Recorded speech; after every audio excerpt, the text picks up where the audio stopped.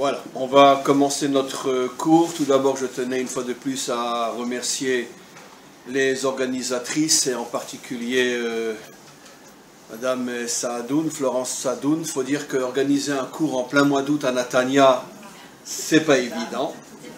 C'est faisable, oui, mais on ressent malgré tout qu'on est au mois d'août, il y a beaucoup moins de monde que d'habitude.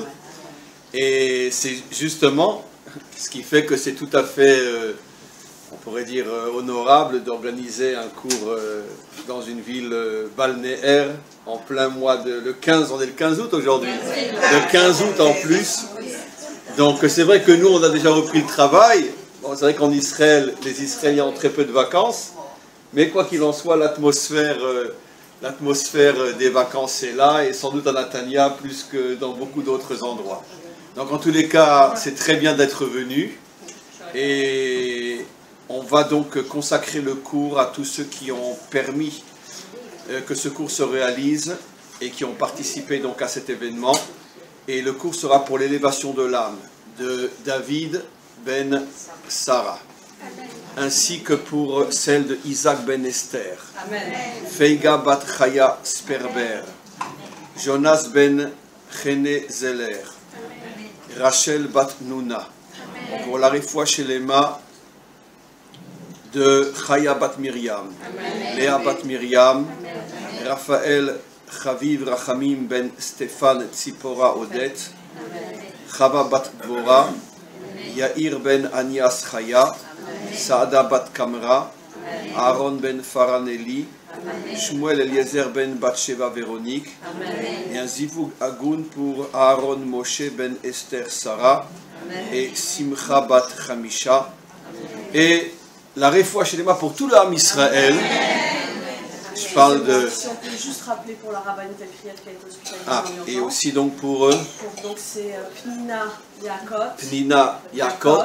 Bat Gracia. Bat Gracia. Voilà. Et dernière chose, rappelez que le séminaire porte le nom de Eliaou Chaim. Et bien sûr, et le séminaire porte le nom de Eliaou Chaim Ben Rina Kouka. Et donc j'étais en train de rajouter aussi... Excusez-moi, j'aimerais ajouter parce que c'est l'ascara cette semaine de Yosef Ben Genouna. Yosef Ben Genouna aussi. C'était votre mari qui était mon élève. Oui, aussi. Et donc, je disais donc, on demande aussi refoua shelema pour tout l'âme Israël, pas une refoua physique, mais une refoua nafshit, que l'âme Israël retrouve son identité, retrouve son âme véritable, retrouve sa véritable grandeur, son véritable héroïsme, et qu'on arrive véritablement à tuer le mouton qui est en nous et dévoiler le lion qui arrivera à se faire respecter par tous les peuples.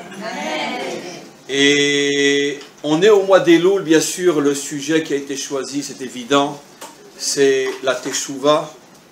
Et la raison pour laquelle c'est au mois de Elul qu'on parle plus que n'importe quelle période dans l'année de la Teshuvah, c'est parce que bien évidemment on termine l'année. Donc on est censé faire un bilan, finalement, qu'est-ce qu'on a réalisé, qu'est-ce qu'on a fait, et surtout qu'est-ce qu'on a mal fait, et aussi on se prépare à la nouvelle année. Mais en vérité, justement, c'est sur ce point que je voudrais revenir et rebondir. Pratiquement partout, presque partout, quand vous entendez un cours sur la Teshuvah, généralement on tourne toujours autour de la même notion. La Teshuvah, c'est-à-dire donc, selon l'explication que je vais donner, on devrait plus traduire par repentance ou réparation, comme en français, plutôt que la véritable traduction dont on ne parle pratiquement jamais, qui veut dire... Non oui, c'est pas mal ça. Teshuvah, ça veut dire réponse aussi. Mais avant, qu'est-ce que veut dire la chouve? Revenir. Ça veut dire revenir. Donc la vraie réponse, parce que je suis coincé avec ce que vous avez dit tellement c'est juste en vérité. La vraie traduction, la première, à part celle que Madame a rajoutée qui est profonde et juste, c'est revenir. Dans pratiquement toute la Torah, lorsqu'on utilise le mot la chouve, ça veut dire revenir. Comme on le verra dans quelques instants, Veshavta ad Hashem Elokecha, le grand célèbre verset qui parle de la Teshuvah, tu reviendras jusque vers Hachem ton Dieu. On l'expliquera un peu différemment tout à l'heure. Mais pour l'instant, on reste dans les grandes lignes. C'est vrai que vous avez rajouté, et c'est juste que le mot teshuva veut dire aussi apporter une réponse, mais c'est lié au retour. Parce qu'une vie sans réponse, une vie où on n'a que des questions, c'est justement ce qui fait qu'on s'éloigne et qu'on va n'importe où et qu'on commence à faire n'importe quoi. C'est précisément les réponses qui nous ramènent. Donc les deux sont liés. Mais pour l'instant, je reste dans la notion de retour. Mais quoi qu'il en soit, ce que j'étais en train de dire, c'est que je pense déjà avant moi et je pense aussi après moi, et on a tous un certain âge, donc les années qui ont précédé. Généralement, le discours classique, quand un rav, quand un enseignant parle de la teshuva, il présente la teshuva comme étant beaucoup plus ce que l'on pourrait traduire en français, le repentir et la réparation. C'est-à-dire donc demander pardon pour les fautes que l'on a commises et s'améliorer, s'engager à ne plus refauter et s'engager à faire le bien. C'est-à-dire donc que la définition de la teshuva est très morale. Ça touche le domaine moral ou le domaine spirituel, dans la mesure où je dois améliorer ma cacheroute, je dois améliorer mon Shabbat, je dois améliorer tous les commandements divins. C'est déjà plus du spirituel que du moral, puisque quand je parle de morale, je parle de mauvais comportement. Quelqu'un qui ne mange pas kasher, on ne va pas dire qu'il est immoral. Il n'y a rien de amoral à manger du lapin. C'est très bon le lapin. Et donc, non, je ne vais pas le dire. On ne va pas dire que quelqu'un qui mange du lapin est un rachat. Quand même, ça serait honteux de parler comme ça, on n'est pas en Iran. Il faute par rapport à son devoir spirituel. Mais on ne peut pas appeler ça une faute morale. C'est clair, on est quand même au 21e siècle. Non, on va quand même évoluer un petit peu. De même, quelqu'un qui ne met pas les tefilines le matin, on ne va pas dire qu'il est rachat. Qu'à Dieu ne plaise. Un rachat, c'est quelqu'un qui met les tefilines mais qui triche dans les affaires. Ça, c'est un rachat. D'accord, qui monte une société de triche. Et même s'il a une grande barbe et qu'il met les tefilines tous les matins. Lui, c'est un super rachat. Même s'il mange les méadrines. D'accord. Mais quelqu'un qui mange du lapin au fromage, parce que simplement il n'a pas eu d'éducation. Il n'a pas eu... Bon, c'est pas bon le lapin au fromage. Le lapin avec une bonne sauce. Et simplement parce qu'il n'a pas appris, parce qu'il est né sans éducation, il a sans éducation. Malheur à celui qui oserait dire que c'est un rachat. C'est pas un rachat, ça peut être un homme super dans sa vie. Un homme de très haute stature morale. Mais sur le plan spirituel, effectivement, il a de graves problèmes, dont en grande partie il n'est pas vraiment responsable s'il n'a pas reçu l'éducation. Donc quoi qu'il en soit, on présente toujours la teshuva comme étant un repentir sur un mauvais comportement moral ou sur un mauvais comportement spirituel par rapport au commandement de la Torah. Et donc, je demande pardon et je répare. Le problème c'est que ça fait des siècles que nos maîtres et nos enseignants, enfin je dirais pas nos maîtres, plutôt les rabbanim, parlent de cette manière-là. Et le problème, c'est que dans la Torah, il n'y a aucune source à cette définition de la Torah, de cette définition de la teshuva. Mais cherchez dans toute la Torah, vous trouverez nulle part que la teshuva, c'est le repentir, demander pardon pour ce qu'on a mal fait ou ce qu'on n'a pas fait. C'est pas. Et je vais vous le prouver. En vérité, si. Mais ça confirme ce que je dis. On ne voit jamais les Juifs faire teshuva dans les 5 livres de la Torah selon la définition qu'on nous rabat et qu'on nous ramage depuis des siècles. Je ne dis pas qu'il ne faut pas demander pardon si on a fauté, je ne dis pas ce que je dis. Je parle de la notion de teshuva. Le problème, c'est comme vous le savez, je l'ai souvent expliqué, la première chose que Dieu a demandé à l'homme après avoir été créé, c'est de nommer les choses, de donner un nom aux choses. D'accord?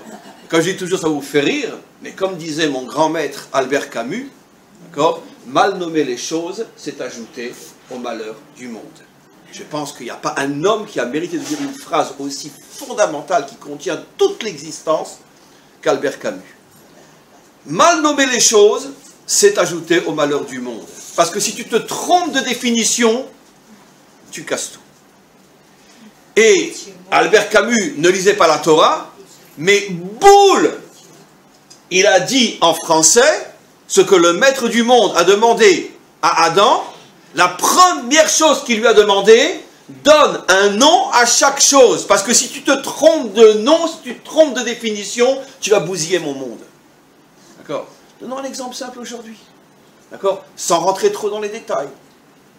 On appelle papa, maman qui ont des enfants, deux hommes qui ont acheté un enfant. Papa, maman, etc. Moi, personnellement, ça ne me dérange pas qu'ils soient ensemble et qu'ils aient un enfant. Mais pourquoi leur donner les mêmes noms? Comprenez? Là est le vice. Le problème n'est pas. C'est un problème en soi, c'est pas le nôtre. Nous ne sommes pas des inquisiteurs, nous ne sommes pas des ayatollahs. C'est pas à nous de se présenter comme les justiciers du monde. On a déjà tellement de saleté chez nous, qu'est-ce qu'on va aussi regarder chez les autres? Mais par contre, là où j'ai le droit d'ouvrir ma bouche, ça ne me dérange pas que tu vives Shimon et Pierre ensemble. Ça ne me dérange pas si on vous autorise à le faire, d'adopter un enfant. D'accord? Je ne suis pas un inquisiteur qui regarde dans ta chambre. Mais pourquoi tu portes le même nom que moi et ma femme et mes enfants? Pourquoi tu usurpes le nom? Dans un autre domaine fondamental, une nouvelle religion est née, elle s'appelle le christianisme. Très bien. Mais pourquoi vous vous appelez le nouvel Israël? Pourquoi vous avez besoin de prendre notre nom? Pourquoi? Tout commence avec l'usurpation d'identité. D'accord? Comme je dis toujours, vous regardez, en Europe, on le voit d'une manière extraordinaire. Je ne sais pas du tout encore commencé le cours, même pas encore l'introduction, mais c'est pas grave. La tikchoret, comment on dit la tikchoret en français? Les médias. Si c'est l'armée française qui est au Mali, alors ceux qui sont contre l'armée française s'appellent des terroristes. Les Français sont au Mali, les Maliens se défendent, mais ce sont des terroristes. D'accord? Mais quand il s'agit de ceux qui attaquent les Juifs en Israël, c'est l'organisation de libération de la Palestine. Vous imaginez le crime, le terrorisme inimaginable d'oser appeler une organisation qui égorge des femmes et des enfants libération de la Palestine, c'est-à-dire que nous, on est des nazis. On est des nazis. J'ouvre une parenthèse, d'accord? Nous n'avons pas le droit en tant que juifs de dire OLP. Même les initiales, parce que vous participez à un crime qui est du niveau d'Auschwitz, sur le plan psychologique. Quoi? Ah, ils se battent pour libérer la Palestine, donc nous, on est de sales nazis. Ça veut dire que les Français au Mali sont des libérateurs, qui se battent contre de vilains Maliens qui sont des terroristes. Mais nous, chez nous, on revient après 2000 ans d'exil, en étant passé par Auschwitz et Treblinka, mais nous, on est des nazis, et ceux qui nous ont volé notre terre sont des libérateurs. Vous vous rendez compte de ce qu'on fait avec les mots? Comment qu'on peut détruire toute l'humanité avec des mots?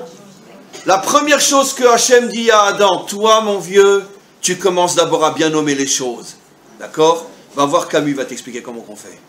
Très bien. Donc, je reviens à ce que j'expliquais. C'est évident qu'il y a une notion de réparer ce qu'on a mal fait. C'est évident qu'il y a une notion de prendre sur soi, de mieux faire et de recommencer à zéro. Mais ça ne s'appelle pas la teshuva. Et je vais vous le prouver, la teshuva, ça n'a rien à voir avec ça. Et même si après mon cours, vous entendrez encore 10 autres qui vous diront que c'est ça la teshuva, ce n'est pas ça la teshuva. Je vais vous expliquer dans quelques instants ce que c'est la teshuva. Ça s'appelle, en hébreu, il y a un mot qui correspond au mot réparation en français. C'est comment on dit? Tikkun. Il y a un mot en hébreu, tikkun. Tikkun haolam, tikkun hanefesh, et aussi surtout tikkun klali chez Breslev. Et là, tikkun hamidot. Dans la noix du Moussa, tikkun hamidot. Tous les rabbanim qui sont dans cette mouvance-là parlent de tikkun hamidot. Mais on ne dit pas tshuvat hamidot. Tikkun hamidot, tikkun haolam, tikkun klali. C'est très clair ce que c'est le tikkun klali. Pour les fautes du Brit, tikkun klali. Rabbi Nachman a bien choisi son mot. C'était un bon élève de Camus. il a appelé son livre Tikkun HaKlali et pas Teshuva HaKlalit, que ça n'a rien à voir avec la Teshuva. La Teshuva, c'est encore autre chose. Tikkun HaKlali. Et donc, malgré tout, les seuls cas, mes amis, dans toute la Torah, où on trouve des personnes qui demandent pardon pour ce qu'ils ont mal fait, pardonne-moi mon Dieu, je ne recommencerai plus, je te promets, jusqu'à la semaine prochaine. Les seuls, pourquoi je dis jusqu'à la semaine prochaine, vous allez comprendre pourquoi. Les seuls, ce n'est pas des juifs. On ne voit jamais dans toute la Torah un juif demander pardon. Jamais. Les deux plus célèbres qui demandent pardon et qui s'excusent et qui veulent réparer, Avimelech et Pharaon. Avimelech, lorsqu'il prend la femme d'Abraham, après d'Abraham, et que pendant la nuit, Hachem vient et dit, je vais te tuer. Oh, pardon, excuse-moi, je ne savais pas, il m'a dit que c'était sa sœur, et le lendemain, il lui rapporte, il la couvre d'argent, excuse-moi, vraiment, prie pour moi, vraiment, je regrette. Pharaon, pareil, quand il prend la femme d'Abraham, et surtout le grand aveu, 500 ans plus tard, quand pendant 210 ans, ils vont nous transformer en esclaves, et que les makotes vont commencer, qu'est-ce que va arriver au bout de je ne sais combien, je crois la 6 ou 7e maka, qu'est-ce que veut dire Pharaon? Hachem ha-tzadik v'ani ha-racha, je suis un racha, Hachem est un tzadik. L'aveu classique, on appelle le vidouille, d'accord? Et voilà, je te laisse partir ton peuple. Une heure après, là j'ai oublié bien sûr. Mais quoi qu'il en soit, on ne voit jamais dans toute la Torah un juif se comporter comme ça. Alors maintenant, ça veut dire quoi? Je dis pas que les juifs n'ont jamais fauté. Au contraire, dans les 5 livres de la Torah, ceux qui fautent le plus, c'est nous. C'est normal, parce qu'on parle que de nous. Très bien. Si on parlait que de Pharaon, on n'aurait jamais fauté. Mais quoi qu'il en soit, on parle que de nous. Mais la Torah ne cache pas qu'on est un peuple à la nuque raide. Mais dites-moi, après la faute du veau d'or, vous avez vu les juifs demander pardon? C'est Moshe. Moshe prie pour que Hachem ne détruise pas Israël. Mais mince à l'heure, mais demandez pardon. Demande pas pardon. Après la faute des explorateurs, vous voyez les juifs demander pardon? Non. Après la faute de Korah, ils demandent pardon. Après les 10 fautes dans le désert, ils demandent pardon. Il a vraiment la nuque raide, ce peuple. Ou alors, il est très chacham. Il est très chacham. Il a compris que ça marche pas comme ça. Je vais dire à ma manière, je vais dire la confession, c'est pas pour les juifs. C'est pas pour les juifs. Pas pour nous ça. Parce que si ce qui te fait revenir, c'est le sentiment que tu es un nul, ça ne marchera pas. On ne revient pas vers Hachem en se regardant comme un nul. Non, c'est tout le contraire comme on va voir. C'est tout le contraire. Donc, Israël faute, mais ce discours classique qui malheureusement est rentré même dans notre Torah, et c'est ce qu'on enseigne aux enfants d'Israël, ce discours-là, la Torah dit, il ne concerne que les goyim. Quand je dis goy, ça veut dire du type Avimelech, du type Pharaon, ça veut dire des pauvres types. Voilà. Bon, ils demandent pardon, ils font le chouva, et on rajoute quelque chose. Pourquoi on ne verra jamais Israël faire ce genre de teshuva? Parce que dites-moi, et Avimelech et Pharaon, à partir de quand ils disent « Oh Hachem, t'as raison, je suis un rachat, je suis un méchant, etc. » Quand ils commencent à recevoir des coups, quand ils sont menacés de mort. C'est-à-dire que si tu reviens vers Hachem parce que tu as peur, tu ne reviens pas vers lui, tu reviens uniquement servir ton intérêt. C'est le culte de l'ego, ce n'est pas le culte d'Hachem. Parce que si Pharaon n'avait pas reçu je ne sais combien de makotes, il n'en serait jamais arrivé à dire Hachem ou Hatzadik ve'ani aracha. Si Avimelech n'avait pas entendu Hachem lui dire je vais te tuer si tu ne relâches pas cette femme, il n'aurait jamais demandé pardon. Ça veut dire que si tu en arrives à revenir vers le bien parce que tu as peur d'être abîmé ou de mourir, ce n'est pas vers le bien que tu reviens. Tout simplement tu sauves ta peau. et tu restes dans le même problème du culte de l'ego, et le culte de l'ego reviendra au grand galop, et quand tu auras oublié que tu étais en danger hier, ton ego va reprendre le dessus, et tu recommenceras à faire les mêmes bêtises. Combien de fois Pharaon a dit que ça y est, il allait laisser partir les Juifs? Combien de fois il a dit? 10 fois. Et 10 fois, le lendemain, il revient sur sa décision. Voilà. En vérité, d'après notre tradition, il fera une vraie teshuva. Au moment de la traversée de la mer, comme on le sait, c'est le seul qui va être épargné. Et c'est lui dans la Shira qui dira Mi chamocha ba'elim Hashem. Mais regardez, à ce moment-là, nos maîtres nous disent il a fait teshuva. À ce moment-là, il demande pardon.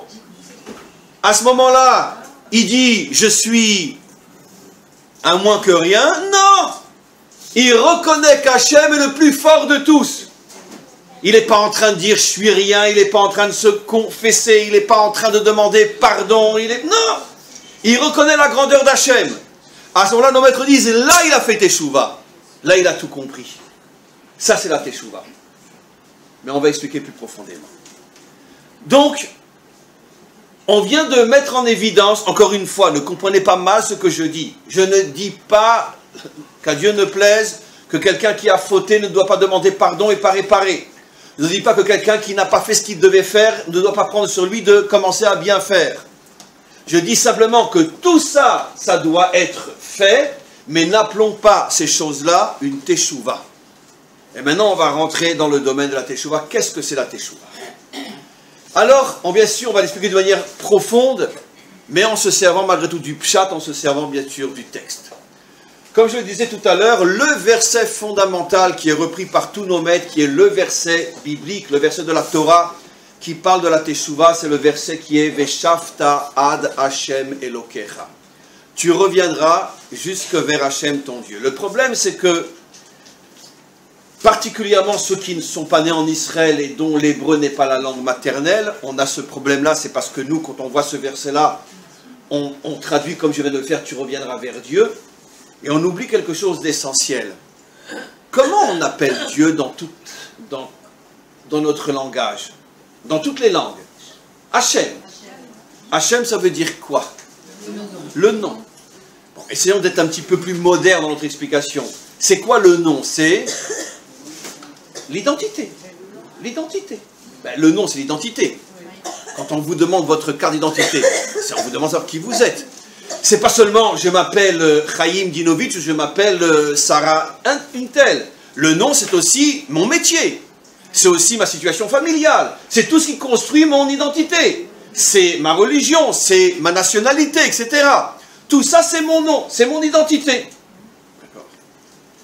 Maintenant, regardez. Veshafta d'Hashem Elokecha. Donc, en vérité, c'est vrai que la Torah écrite dit tu reviendras vers celui qu'on nomme Yudke Vavke, mais la tradition orale, qui, comme vous le savez, est plus importante encore que le texte écrit, puisque le judaïsme s'est construit sur la compréhension du texte écrit, c'est-à-dire ce qu'on appelle la Torah chez Béal Pé, et si quelqu'un veut comprendre et interpréter le texte écrit sans passer par les maîtres d'Israël, c'est comme s'il se mettait au volant d'une Ferrari sans avoir birlal le permis de conduire, c'est évident que le premier mur, il se le fait.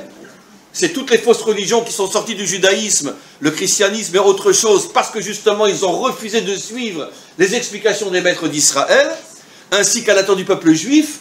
Il y a eu durant toute notre histoire des sectes qui sont sorties, qui ont disparu, les Sadducéens, les Essénéens, et je ne sais qui encore, Shabtai Tzvi, etc. C'est tous des gens qui étaient connectés à la Torah, mais sans les maîtres d'Israël. Ils sont tous disparus. Le seul qui reste aujourd'hui, c'est nous. Parce que la Torah, elle n'existe qu'au niveau de la tradition des maîtres d'Israël. Donc eux ont décidé depuis des millénaires, quand on voit le Shem Havaïe, on ne dit pas Dieu, on dit Hachem. Autre chose, quelle est la véritable traduction, ceux qui connaissent mes cours, je l'ai déjà dit 1000 fois, du mot Elohim, Elokecha, Elokenu? Quelle est la traduction réelle? Est-ce que Elohim veut dire Dieu? Non, absolument pas. Qu'est-ce qu'il a dit, Pharaon? Mi kamocha ba elim. C'est la même racine. Elim. Qu'est-ce que veut dire elim? Force. Force. nos maîtres disent, Rashi, tout au début du Sefer Bereshit, pourquoi appelle-t-on Hachem, Dieu, Elohim, Baal Akochot Kulam? C'est la source de toutes les énergies, la source de toutes les forces. C'est la force par excellence. Le mot Elohim a pour racine El, qui veut dire force. Elohim est un pluriel qui veut dire l'ensemble de toutes les forces. Toutes les forces qui existent dans la création ont une source qui s'appelle Elohim. Elohim ne veut pas dire Dieu. Preuve, Himalaya texte dans la Torah, les juges s'appellent aussi Elohim, puisqu'ils ont le pouvoir de vie ou de mort. Moshe est appelé Elohim par rapport à Pharaon, parce qu'il a la possibilité de l'anéantir. Donc Elohim, Moshe est appelé Elohim, les juges sont appelés Elohim. Elohim ne veut pas dire Dieu. Elohim veut dire celui qui a le pouvoir d'agir et de déterminer pour les autres. Le plus Elohim de tous les Elohim, c'est bien sûr Hachem. Alors maintenant, traduisons d'après un sens plus profond, Veshafta ad Hashem Elokecha. Tu reviendras vers l'identité qui te donnera de la force. C'est la traduction mot à mot, je n'ai rien trafiqué. La traduction d'après la manière dont on le lit selon la tradition orale. Veshafta had Hashem Elokecha, tu reviendras vers le nom, c'est-à-dire vers l'identité qui te remplira de force. Eh bien c'est ça la teshuva. Veshafta, tu reviendras vers l'identité qui te remplira de force. Question piège, on est encore loin d'avoir compris, mais petite question, c'est qui cette identité? Hachem, c'est l'identité, mais c'est qui? C'est Dieu. Si je dis Veshafta ad Hashem Elokecha, qui dit que c'est Dieu? C'est marrant, Noé avait un fils qu'il a appelé Shem, le nom, parce qu'il était le porteur de l'identité humaine véritable. De lui est sorti Abraham, de lui est sorti le peuple juif. Hachem veut dire l'identité. Ce n'est pas forcément uniquement l'identité de Dieu. Dites-moi, quelle est la première parole qu'Hachem adresse à Abraham? Lech lecha, va vers toi. Tu dis à quelqu'un de 75 ans qui, depuis l'âge de 5 ans, d'après certains commentaires, n'a vécu que pour toi, tu lui dis va vers toi, mais je veux dire, ben non, tu n'es pas encore toi-même. Qui m'apporte la preuve qu'Abraham à 75 ans n'est pas encore lui-même? À quel âge il va devenir lui-même? Pourquoi à l'âge de 100 ans il va devenir lui-même? Parce qu'il va avoir la Brit Mila, et surtout parce qu'il va recevoir son vrai nom, sa véritable identité. Et si vous regardez Lech Lecha, ça a pour valeur numérique 100, 50, 50. Hachem lui dit, à l'âge de 100 ans, tu recevras ton véritable nom, tu seras véritablement toi-même. Pour l'instant, tu en as pour 25 ans à aller vers toi. Tu as 75 ans. Lech Lecha. Après qu'il s'appelle Abraham, nos maîtres disent, il est interdit de le rappeler Abraham. Pourquoi? Parce que Abraham, c'est pas Abraham. Je dis toujours, d'accord, là aussi, comme je dis, interdit pour un juif de dire OLP, parce que c'est comme s'il louait Hitler. Ben oui, Organisation de la Libération de la Palestine, d'accord. Et deuxième chose, il faut arrêter de dire que Ishmaël est notre cousin. Pourquoi? Parce que nous n'avons ni la même mère, ni le même père. Ah oui, parce que la mère d'Ishmaël, c'est Agar. Et le père d'Ishmaël, c'est Abraham. Le nom s'appelle Abraham. C'est pas le même. Et d'où on sait que c'est pas le même? Parce que nos maîtres nous interdisent. Ce qui n'est pas le cas quand on rajoute un nom, on peut continuer à dire l'ancien nom. Mais là, nos maîtres disent, en vérité, Abraham, c'était pas le vrai. C'était un déguisé qui portait en lui le vrai, et il a fallu attendre jusqu'à l'âge de 100 ans pour que le vrai se dévoile. Maintenant que le vrai se dévoile, tu vas rappeler l'ancien? Dans d'autres domaines, a-t-on le droit de rappeler à un vrai Baal Teshuvah ce qu'il a été? C'est une faute gigantesque. A-t-on le droit de rappeler à un vrai converti ce qu'il a été? Une faute gigantesque. Pourquoi? Pourquoi? Pas parce que, comme on l'expliquerait, je veux dire, au ras des pâquerettes, parce qu'on lui fait honte. Mais non! C'est parce que c'est faux ce que tu dis. La personne que tu as en face de toi, c'est pas celle. C'est pas le même. Donc c'est un crime de dire, tu te rappelles pas que tu vivais, que tu allais à l'église le dimanche matin quand tu avais 20 ans? Mais lui, il va te répondre, mais c'est pas moi qui a été à l'église quand j'avais 20 ans, ce n'est pas moi. Et il a raison, lui n'y a jamais été, parce qu'un vrai converti, c'est un être nouveau. Donc c'est pas que parce que tu le blesses uniquement, c'est parce que tu mens. Il n'a jamais été à l'église, cet homme qui est en face de toi. C'est pas lui. C'est ce que nos maîtres nous disent. Ger chez Midgayer, qui est Tinok chez Nolad. Le jour où il rentre au mikvé, c'est comme si c'était une naissance. Donc qu'est-ce que tu parles de l'église? C'est pas lui. Comprenez? Donc, pareil pour Avram et Abraham, nos maîtres nous disent, on n'a pas le droit d'appeler Abraham, parce que Abraham n'a jamais été Avram.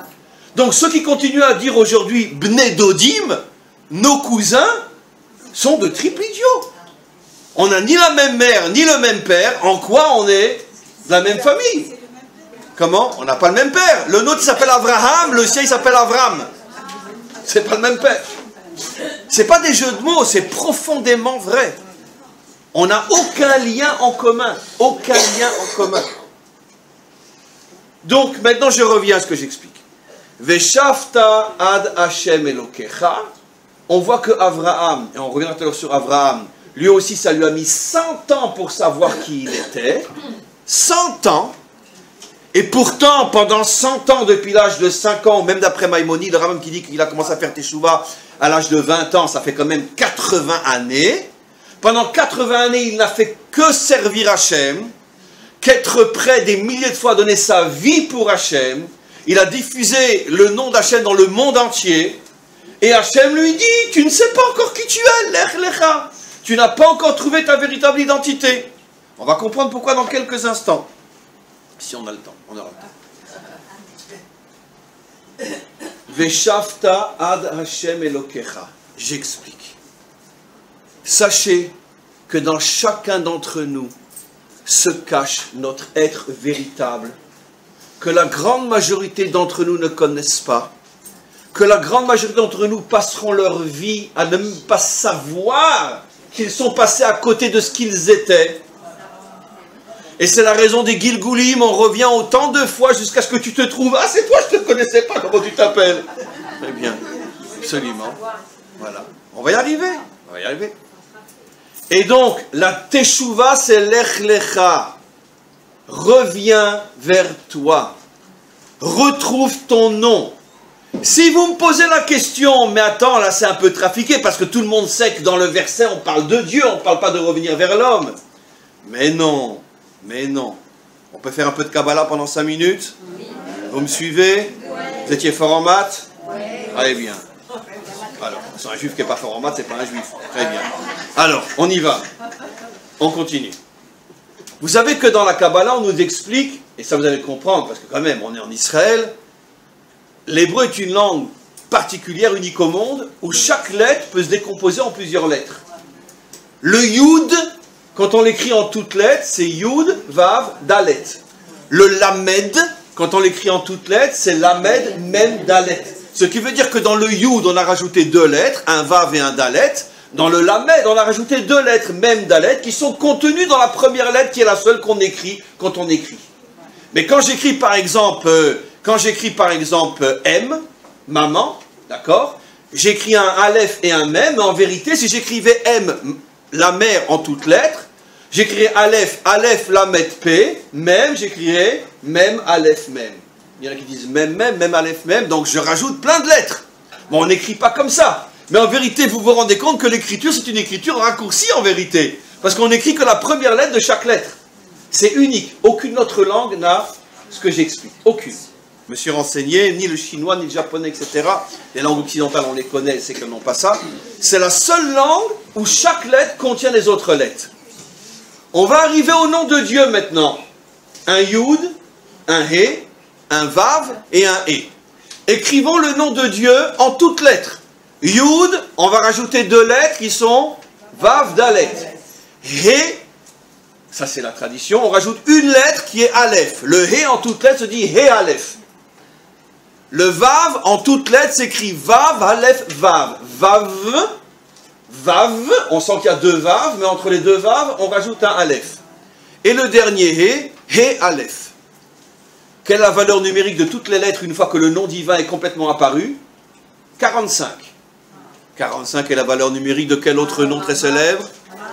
Adam. Adam. Ce qui veut dire que quand tu trouves Dieu, tu trouves l'homme. Quand tu trouves l'homme, tu trouves Dieu. C'est pour ça que quand je vous ai dit Veshavta ad Hashem Elokecha, si tu reviens vers Hashem, tu reviens vers toi. Si tu te trouves toi, tu trouveras Hashem. Écoutez la définition. Tout homme, toute femme sur terre qui ne sont pas croyants, je vous l'affirme, c'est scientifique, plus scientifique que la science. C'est forcément quelqu'un qui est mal dans sa peau. Maintenant, évidemment, il va vous faire le grand jeu. Mais je vous assure, les athées sont ratés. Attention, je ne définis pas un croyant par sa barbe, sa kippa, son chapeau ou ses cheveux couverts, car Dieu ne plaise. Parce qu'on peut très bien ouvrir un magasin pour religieuses avec des mannequins qui ont la tête couverte. Ce ne sont que des mannequins. C'est bien sûr pas de ça qu'on parle. Mais un vrai croyant, et c'est ce qu'on est en train d'expliquer dans ce cours, d'accord, est forcément quelqu'un qui a une joie de vivre inimaginable. Un non-croyant ou un faux croyant sont des gens qui sont en eux-mêmes extrêmement malheureux, cassés, brisés, détruits. Pourquoi? Parce qu'ils ne savent pas qui ils sont. Parce que dans la mesure où ils n'ont pas trouvé Havaïe, ils n'ont pas trouvé Adam, le Adam qui est en eux. Maintenant, il y en a qui, pour trouver Havaïe, sont à la recherche de Adam. Il y en a qui, pour trouver Adam, sont à la recherche d'Havaïe. Finissent par se retrouver. J'explique. Un vrai croyant qui choisit le chemin spirituel, quand il va trouver véritablement Hachem, ça va devenir un homme profondément humain, dont l'œuvre essentielle sera d'aider les hommes, à part l'aspect spirituel. Il y a beaucoup d'hommes aussi, et ça on le voit tous les jours, beaucoup d'hommes qui au départ ne sont pas croyants, ils n'ont pas reçu l'éducation. Je parle de juifs, d'accord? Mais c'est peut-être vrai ailleurs aussi. Ils n'ont pas reçu l'éducation, mais ils ont une fibre humaine. Ils ont envie d'œuvrer pour l'homme. Ils ont envie d'œuvrer pour améliorer ce monde. S'ils le font sincèrement, c'est sûr et certain que s'ils y arrivent, ils reviennent à la Torah aussi. Si ce n'est pas eux, ce sera leurs enfants. Mais c'est impossible que quelqu'un revienne vers l'homme et n'aboutisse pas à Dieu. C'est impossible que quelqu'un revienne vers Dieu et n'arrive pas à l'homme. Comment repérer, mes amis, une fausse religion? Fanatique, extrémiste, qui voit des infidèles partout et qui proclame la mort à tous ceux qui ne croient pas en ce que je crois. Définition de la fausse religion. Par définition, pourquoi? Puisqu'on vient d'expliquer que si tu trouves Dieu, tu trouves l'homme. Donc comment tu peux décapiter celui qui ne croit pas en ce que tu crois? C'est donc la preuve que tu n'as pas trouvé Dieu, mais tu as trouvé le Satan. C'est impossible. Définition claire. Chez nous aussi, les Avdil a fait Avdalot.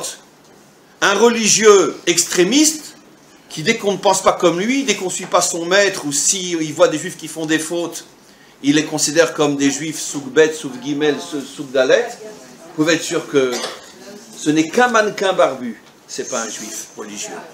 Impossible. Impossible. Pourquoi? Parce qu'il est absolument impensable d'être connecté à Dieu sans être connecté à l'homme. C'est impossible. Alors maintenant, on revient sur ce verset. Veshavta ad Hashem Elokecha. Lorsque tu retrouveras ta véritable identité, et pour retrouver ta véritable identité, c'est clair que tu dois arriver jusqu'à l'homme qui est en toi, Adam, Gematria 45, et tu dois te connecter à Havaïe, Gematria 45 en toutes lettres. À ce moment-là, Elokecha, comment je vais savoir que j'ai fait Teshuvah? Comment je vais savoir que j'ai fait Teshuvah? Comment? Je vais vous donner une petite image, d'accord? Mais il faut la prendre avec Zeirut. La différence entre, avec précaution. La différence entre un homme qui est au niveau du tikkun et un homme qui est au niveau de la tchouva. Deux hommes, deux femmes, peu importe, les deux ont fauté. Je parle d'une faute dont ils étaient conscients que c'était négatif. D'accord? Selon leur éducation, etc. Un, il va arriver au niveau du tikkun et l'autre au niveau de la tchouva. Niveau du tikkun. J'explique. Niveau du tikkun. Triste. Je regrette, j'ai honte. Je suis vraiment pas bien. Vraiment, pardonne-moi mon Dieu, vraiment. Je sais pas pourquoi tu m'as créé, parce que vraiment, mais je te promets, je vais vraiment bien faire. Je te promets, vraiment, c'est... Non, il se peut que ce soit sincère, hein. Non, je parle de quelqu'un de sincère. Je recommencerai plus, je te promets. Vraiment, pardonne-moi, vraiment, vraiment. Ah, qu'est-ce que c'est l'homme? Il vient de la poussière.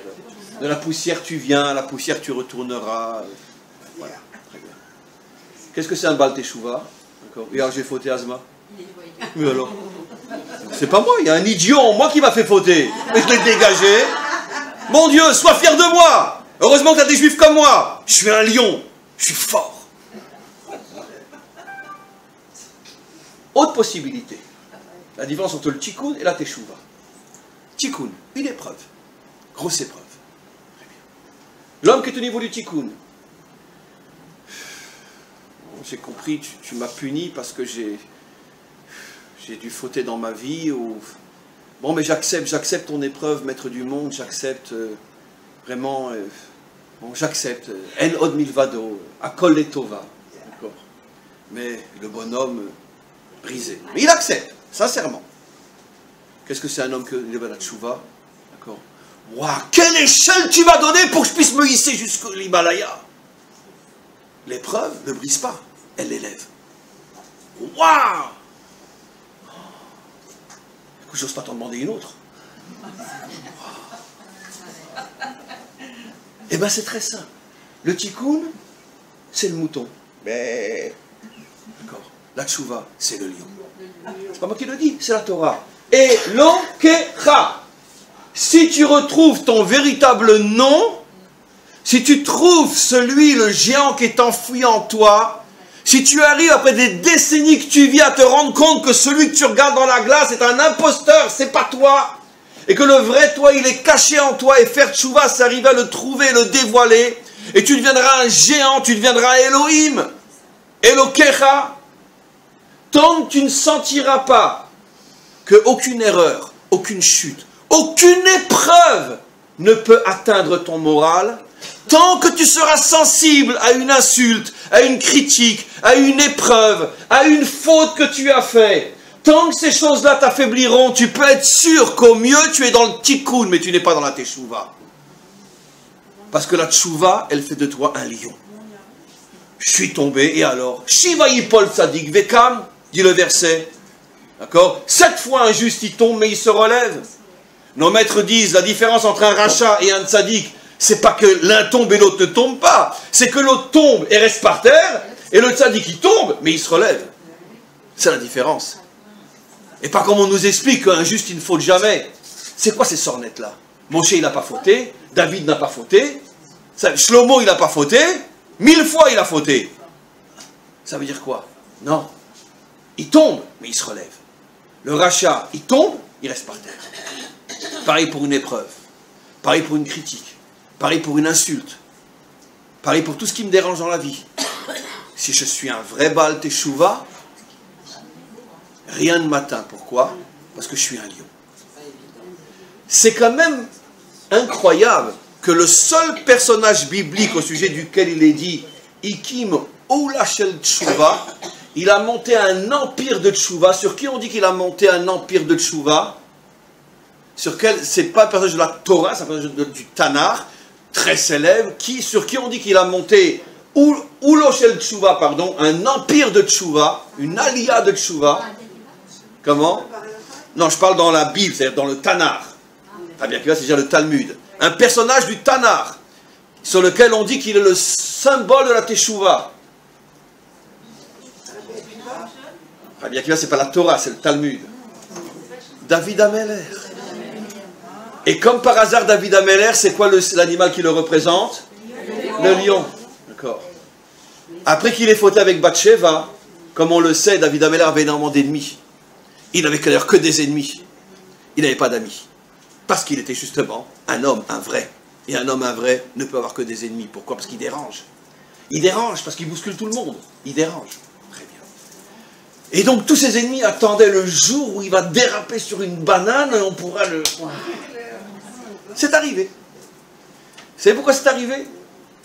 Parce qu'un jour, David Ameller, il a dit à Hachem, je ne comprends pas, pourquoi on commence la tefila, on dit Eloké Avraham, Eloké Yitzhak, Eloké Yaakov, pourquoi on ne dirait pas aussi Eloké David? Ah, ça c'est beau, ça, vous imaginez le culot? Mais ça c'est un homme, c'est un vrai, ça. C'est un mensch, comme on dit chez nous. C'est un gever. Il dit à Hachem, pourquoi on ne dit pas Eloké David? Mais moi je suis un grand, moi. C'est de l'orgueil? Mais non, c'est pas de l'orgueil. C'est un juif, un vrai, comme il était une fois, nos ancêtres les Gaulois. Parce qu'aujourd'hui, on est tous des moutons et des agneaux. Mais il a existé des juifs, des vrais, qui étaient conscients que ce que Hachem veut, c'est des êtres forts. Et David est un homme fort. Il a déjà dégommé Goliath quand il dit ça. Et bien d'autres choses. Il dit, pourquoi on ne dit pas Éloqué David, pour que tout le monde sache que je suis un modèle? Il ne s'est pas trompé parce que, dites-moi, le seul modèle qu'on retient dans toute l'histoire biblique, le seul sur lequel on dit Chai Vekayam, c'est qui? David. On dit Chai Vekayam sur les autres? Non, sur David. Lui, on l'a congelé et de temps en temps, on le sent pour se rappeler ce que c'est un homme. Très bien. Parce que c'est un vrai. Il dit à Hachem, pourquoi on ne dit pas Éloqué David? Hachem lui dit, ah, il y a une différence. Les 3 premiers, je les ai éprouvés, ils ne se sont jamais écroulés. Toi, je ne t'ai pas encore vraiment éprouvé. Hachem lui dit, allez, vas-y, je t'attends, vas-y, je t'attends. Eh bien. Un jour, il n'arrivait pas à dormir. Il monte sur sa terrasse. Et puis juste, il vient de s'installer dans la maison d'en face. Bathsheba et son mari. Et il est sur sa terrasse, en train d'essayer de faire des téhilim, et puis tout d'un coup, une chanson d'amour lui vient... Non, non, David, c'est Dieu que tu dois aimer. Et puis la chanson revient constamment. D'accord? Comment l'autre, Anartouchne Meshugaïm. Vous ne connaissez pas, c'est pas grave. Et donc, et bon, il faute. Une fois qu'il a fauté, tous ses ennemis, waouh, relève la tête, on va le dégommer, le David. Surtout quand ils en avaient un sac sur lui, je veux dire, il vient de route, une grande partie d'Israël pensait qu'on ne peut pas accepter les conversions des Moabites, etc., ni des femmes. Bon, Bekitsu. Et alors David, c'était un homme qui étudiait beaucoup la Torah. Et dans le Beth Midrash qu'il fréquentait, qui était un Beth Midrash où bien sûr il n'y avait que toutes les sommités d'Israël, c'est l'endroit où il y avait le plus de ses ennemis. Parce que plus ils étaient grands et plus ils le détestaient. Et un jour, David Ameller rentre au Beth Midrash, tous les Chachamim sont assis, sont réunis, etc. Et ils disent, David, devant tout le monde, rappelle-nous, dis-moi, un homme qui va avec une femme mariée, c'est quoi son jugement? David dira plus tard, d'accord, un miracle que je ne suis pas mort à ce moment-là. Mon sang a arrêté de couler dans mes veines. C'est la raison révénomètre pour laquelle il a fini par mourir de froid. Vous connaissez tous l'histoire qu'il est mort de froid. Il a tellement été humilié. Il est mort de froid, c'est-à-dire que son corps a arrêté de le chauffer. On a tout essayé pour le chauffer, il est mort de froid. Pourquoi? Il a subi tellement de honte, tellement d'humiliation. Vous imaginez, le roi d'Israël rentre dans un Beth Midrash, il y a 200 Talmidei Hakamim, il y en a un qui se lève, le plus barbu de tous, et qui dit David, rappelle-nous, un homme qui va avec une femme mariée, c'est quoi son jugement? Il n'est pas tombé des chaînes? Qui? David, c'est pas lui qui est tombé des chaînes? Mais non. À la fin, si. Parce qu'il étudiait tout dans la Torah, il devait mourir le samedi. Oui, c'est marqué dans le Talmud, effectivement, mais c'est pas contradictoire. Dans le texte écrit dans le Nar, c'est marqué qu'il est mort de froid. Maintenant, peut-être qu'effectivement, dans la mesure où il était refroidi, paralysé, etc., on ne peut pas dire, en montant sur l'échelle, il a peut-être trébuché. Mais quoi qu'il en soit, la Torah dit clairement qu'il est mort de froid. Quel est l'événement qui a fait que cette maladie intérieure a fait qu'il a peut-être trébuché, etc. Donc c'est l'histoire de l'échelle, qui a certainement un sens caché aussi. Mais quoi qu'il en soit, il se démonte pas, il s'approche de ce maître, il lui dit, tu sais, effectivement, un homme qui est avec une femme mariée, il reçoit une grave punition dans ce monde, mais une fois qu'il a été puni dans ce monde, il a part au monde futur. Mais un homme qui fait honte à son prochain en public, il perd et ce monde et le monde à venir. Et il s'assoit et il étudie. Ça, c'est un lion. Qu'est-ce qu'aurait fait un mouton lion? Je suis le roi d'Israël, décapitez-le tout de suite, tuez-le, il a osé m'insulter. Ça, c'est la réaction d'un mouton, d'un faible, d'un lâche. Un lion, il a peur de personne. Et donc il lui a répondu, il lui a dit, de toute façon, moi je vais peut-être perdre ce monde, mais j'aurai l'autre, toi tu as perdu les deux. Et il s'assoit au milieu de toutes ces crapules, et il continue à étudier comme si de rien n'était. Voilà. Comme si de rien n'était, il continue à étudier. Ça c'est un lion. Pourquoi? Parce qu'il est en tchouva. Rien ne l'affecte dans le sens que tout d'un coup il va perdre le contrôle de lui, il en est mort, c'est vrai, mais ça n'a pas atteint ses midotes, ça n'a pas atteint son office, son psychisme. Il est resté maître de lui-même. C'est pour ça qu'on dit qu'il a été le symbole de la teshuva. La teshuva, c'est la force. C'est pas le sentiment de culpabilité, très souvent qui nous ronge de l'intérieur, avec un problème avec un voisin, problème avec les enfants, problème avec son mari, problème avec sa femme, problème avec tout le monde, problème avec le bon Dieu. On est toujours en train de se dire, ouais, je suis fautif, je suis fautif, je suis fautif. On savait que 2000 ans passés en galoute de Édom, ça nous a drôlement esquinté, parce que c'est leur religion, eux, toujours de voir l'homme comme étant fautif de tout. D'accord? C'est pour ça qu'il y en a un qui est mort pour tout le monde. Mais le juif, c'est tout le contraire. Ah, très bien, alors j'ai fauté Azma, je suis un homme.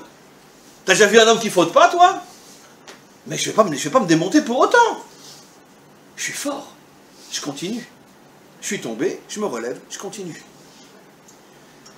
Donc, on va passer maintenant à une autre partie du cours. Enfin, on va expliquer plus encore. Veshafta ad Hashem Elokecha. Première partie du cours. Quand je sais que j'ai fait tchouva, quand j'ai retrouvé le lion en moi qui fait de moi un être invincible, personne ne me mettra à genoux. Personne. Personne. Maintenant, d'où on sait ça?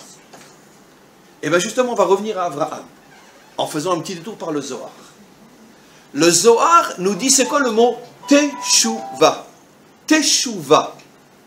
Le Zohar coupe le mot en deux, et il dit, Teshuva, c'est Tashuv He. Teshuva s'écrit Tashuv He. Teshuva, en un mot. Mais si on coupe la dernière lettre, c'est Tashuv He. La teshuva, c'est faire revenir le He. Le He. D'accord? Hachem en nous met, on va maintenant partir à la recherche du He. Puisqu'on l'a perdu, allons le chercher. Qui est le premier qui a retrouvé le He? On en a parlé. Abraham. Comme par hasard, la lettre qu'on lui rajoute, c'est un He. Ben, il est le premier à faire teshuva, disent nos maîtres. Il est le premier va retrouver le He. Mais maintenant, ce qui nous intéresse, nous, et quand c'est qu'il a trouvé le He? À quelle occasion il a trouvé le He qui était perdu? Abraham a 99 ans. Et ça fait 25 ans que Hachem le saoule en lui disant, tu auras un enfant, tu auras un enfant, tu auras un grand peuple, tu auras un grand peuple. Bon, la première année, allez. La deuxième année, allez. La troisième année, allez. Mais entre-temps, maître du monde, j'ai quand même maintenant 100 ans. Et ça fait 25 ans que tu me chantes la même chanson. Je la connais par cœur. D'accord? Et ce qu'on oublie aussi, dit Rashi, c'est qu'Abraham était un très grand astrologue. Le plus grand connaisseur des astres et des étoiles dans sa génération. Et il avait vu qu'Abraham et Sarai, dans les astres, c'est marqué qu'ils ne peuvent pas avoir d'enfants, c'est impossible. Impossible. Nos maîtres vont jusqu'à dire que Sarai n'avait pas de matrice. Elle n'avait pas de rechem. Ça existe, c'est rare, mais ça existe. Elle n'a pas de rechem. Donc de toute façon, c'est même pas un problème qu'on peut faire l'in vitro. Elle n'a pas le réceptacle pour avoir des enfants. Écoute. Donc ils avaient vu clairement, Abraham a vu clairement dans les astres, Abraham, Sarai, Enam Molidim. il a 99 ans. Encore une fois, Hachem revient et lui dit, Abraham, t'auras un gosse. Bon, Abraham, il en a un peu marre. Il lui dit, écoute Hachem, allez, ça va. Écoute, c'est toi qui as créé les astres et c'est moi qui les comprends. D'accord? C'est marqué. Tu vois l'astre là-bas? C'est marqué. On ne peut pas. Qu'est-ce que dit Hachem? Il dit, Vayotse oto achutsa. Il le sort dehors de sa tente, car la rencontre avait été dans sa tente. Et il lui dit, Avet Hashamaima usfor akochavim kach iye zaracha. Il lui dit, je traduis d'abord en français, après en hébreu, c'est-à-dire le vrai sens, regarde le ciel, compte les étoiles, ainsi sera ta descendance. Nos maîtres font remarquer, mais seul un hébraïsant peut le comprendre, qu'il y a une erreur grammaticale dans le verset. Parce que si Abraham est en bas et regarde les étoiles vers le haut, on ne dit pas Avet, on dit Uré. Avata, c'est du haut vers le bas, en hébreu. Quand tu anima vite, ça veut dire que je suis au-dessus de ce que je vois. Aniroé, même quand je regarde ce qui est au-dessus de moi. Comment Hachem peut dire à Abraham, Havet Hashamaima, alors qu'il est censé être sur terre et il lève la tête vers le ciel? Nos maîtres répondent, alors bien sûr c'est une métaphore, mais c'est vrai, Hachem l'a élevé au-dessus des étoiles, au-dessus des astres, il lui a dit, c'est vrai, maintenant regarde les astres, Avet Hashamaima, regarde les astres dont tu es au-dessus, je t'ai mis au-dessus de la nature, c'est ça au-dessus des astres, au-dessus de la nature. C'est vrai que les astres disent, Avram est nomolide, Sarai est nomolida, mais je vais rajouter un hé à ton nom et au sien, Avraham, Sarah, Ve'atem molidim. Parce que les étoiles ne parlent que d'Avram et de Sarai. Ils ne parlent pas d'Avraham et de Sarah. Je vous donne à chacun un hé. Vous êtes au-dessus de la nature et vous pourrez enfanter. Qu'est-ce qu'on comprend de ce texte, alors qu'on pourrait parler pendant des millénaires sur ce texte-là? Que le hé représente la force qui nous élève au-dessus de la nature. Dans quelques secondes, vous saurez pourquoi. J'ai encore combien de temps après? Dans quelques minutes, vous saurez pourquoi. Pourquoi le hé représente cette force qui nous élève au-dessus de la nature, qui fait donc de nous des lions. Que rien dans ce monde ne puisse nous mettre à genoux. Et même si Sarai n'a pas de matrice, Sarah enfantera, et même sans matrice. Parce qu'au-dessus de la nature, tout est possible. Très bien. Et en plus, elle est redevenue jeune comme si elle avait 20 ans. À 90 ans. Donc, ça c'est le hé. Très bien. Maintenant, il y a juste un petit problème. C'est que le hé, c'est pas là qu'on le trouve pour la première fois. La première fois que le hé est mis en évidence dans la Torah, c'est dans le récit de la création. Avant, bien avant Abraham. Il est dit, Hele toldot hashamaim va'aretz behe baram. Le verset, le mot behe baram, qui veut dire behi baram, voici l'histoire du monde depuis leur création, behi baram, c'est une forme grammaticale un peu complexe, behi baram, mais dans le verset, dans tous les livres de Torah, dans tous les manuscrits depuis 4000 ans, dans ce verset-là, le hé est écrit en grand. En grand. Il dépasse complètement le mot. Il y a quelques lettres qui sont écrites en grand ou en tout petit par rapport aux autres lettres dans la Torah. À chaque fois, ça a un sens inimaginable. Et là, le hé est écrit en très grand. Et nos maîtres nous disent, c'est pour que tu puisses lire d'une autre manière, Behe Baram. La création tout entière a été créée avec la lettre hé. Pour te faire comprendre, et on verra pourquoi, que la lettre hé est la lettre qui symbolise l'ensemble des forces créatrices. Mais là, nos maîtres posent une question évidente, à laquelle on a indirectement déjà répondu. Ils disent, mais il y a une contradiction. D'un côté, le hé a été donné à Abraham pour nous faire comprendre que le hé représente des forces qui sont au-dessus de la nature. Et d'un autre côté, dès le début de la Torah, on nous dit que le hé représente l'ensemble des forces qui ont créé le monde naturel. Puisqu'on parle de ce monde. Alors le hé représente le monde naturel ou le monde surnaturel? Et nos maîtres répondent, le hé représente la surnature qui se cache dans la nature. Le hé représente le vrai juif qui se cache dans le faux. Le hé représente le lion qui se cache dans le mouton.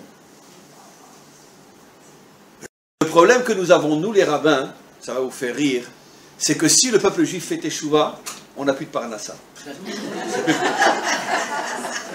Parce que, de quoi vient un rabbin? Eh bien, monsieur le rabbin, j'ai un problème avec ma femme. Monsieur le rabbin, j'ai un problème avec mon mari. Monsieur le rabbin, j'ai un problème avec mes enfants. Monsieur le rabbin, ça me gratte ici. Monsieur le rabbin, ça me gratte là. Monsieur le rabbin, etc.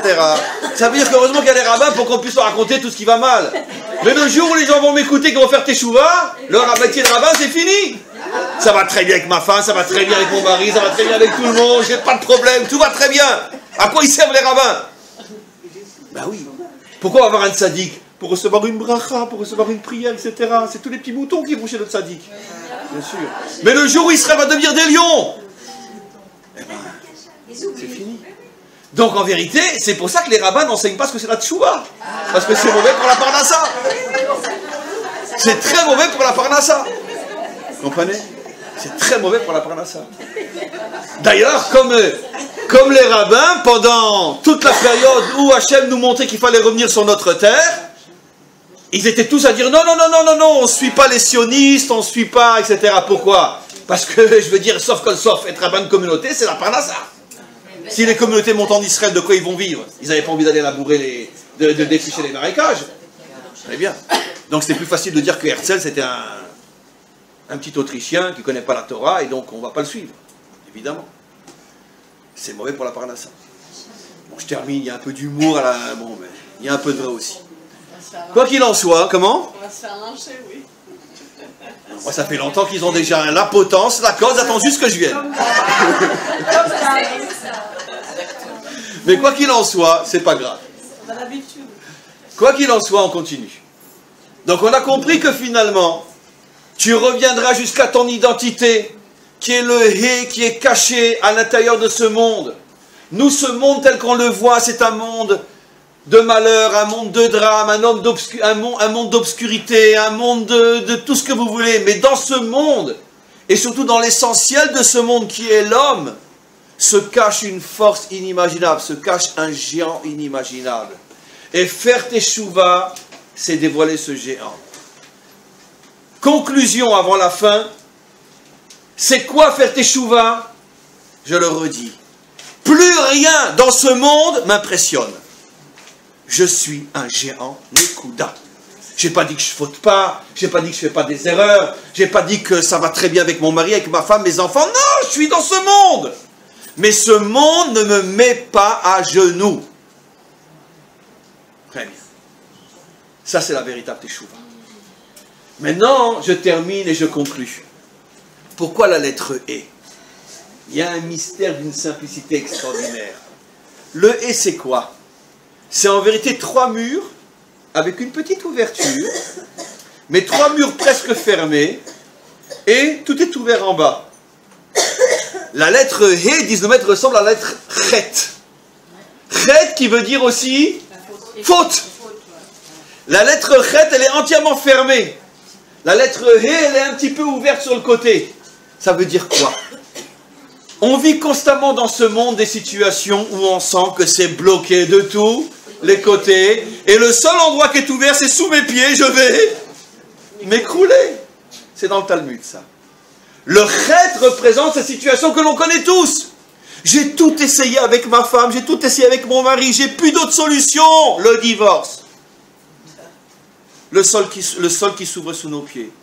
J'ai tout essayé avec mes enfants, j'ai tout essayé avec mes parents, j'ai tout essayé avec mon patron, j'ai tout essayé avec moi. J'ai tout essayé. Il n'y a pas de solution. Je m'écroule, je me laisse aller. Je tombe.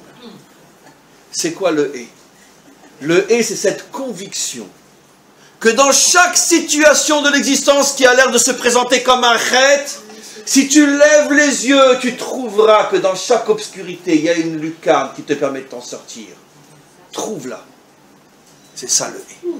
Il n'y a pas de chet, il n'y a que du « et ». Il n'y a pas de situation dans ce monde sans solution. Et là, on rejoint votre magnifique remarque du début du cours. Teshuva, c'est la réponse. il n'y a pas de situation sans solution. Même quand tu te trouves dans une situation où tu as l'impression que tout est fermé, je regarde vers le haut, c'est bloqué, à droite c'est bloqué, à gauche c'est bloqué. Il n'y a que en bas que c'est ouvert, je m'écroule. Non, regarde bien. Tu vois pas que sur le côté, il y a une petite ouverture qui fait la différence entre le chet et le he. Tu peux t'en sortir. Tu peux trouver cette lumière, cette fenêtre qui va te permettre de t'élever. Parce que comme par hasard, cette ouverture, elle est en haut. Élève-toi. Ne reste pas coincé à l'intérieur de ton problème. Je rapporte souvent cette histoire extraordinaire. Après, je rapporterai une autre, hier, que j'ai vécue pas plus tard que hier. Mais une histoire qui est très célèbre. C'est après la Shoah, comme on le sait, des milliers et des milliers de rescapés de la Shoah envoient des lettres au Rabbi de Lubavitch pour leur expliquer ce qui leur est arrivé et comment ils vont s'en sortir. Et il y a une lettre très célèbre dans Igrot Kodesh, je ne me rappelle pas le numéro, mais on peut la retrouver, où quelqu'un qui vient de sortir des camps énumère tout ce qu'il vient de traverser. Il y a 50 pages, et encore c'est peu, pour quelqu'un qui vient de traverser la Shoah. Et il demande au Rabbi de l'aide. Le Rabbi donne une réponse qui, d'un côté, est d'un culot et d'un courage inimaginable, mais elle a sauvé littéralement le bonhomme. Il lui répond. Parce que le Rabbi aussi a traversé de grosses choses. Il a failli aussi y passer. Il était recherché par la Gestapo à Nice, etc. Et il a lui aussi perdu énormément de... Il n'a jamais revu son père depuis l'âge de 18 ans pratiquement. Et il a aussi traversé des choses. C'est vrai que pas comme la Shoah, mais en tout cas, il n'a pas eu d'enfant toute sa vie, etc. Donc, il souffrait aussi beaucoup sur le plan physique. Il avait pas mal de maladies cachées qui ne l'ont pas empêché de vivre jusqu'à... très longtemps, mais ce n'était pas une vie évidente comme on pourrait croire quand on voit son grand sourire, etc. Parce que c'est un homme qui savait justement surmonter tout ça. Mais peu importe.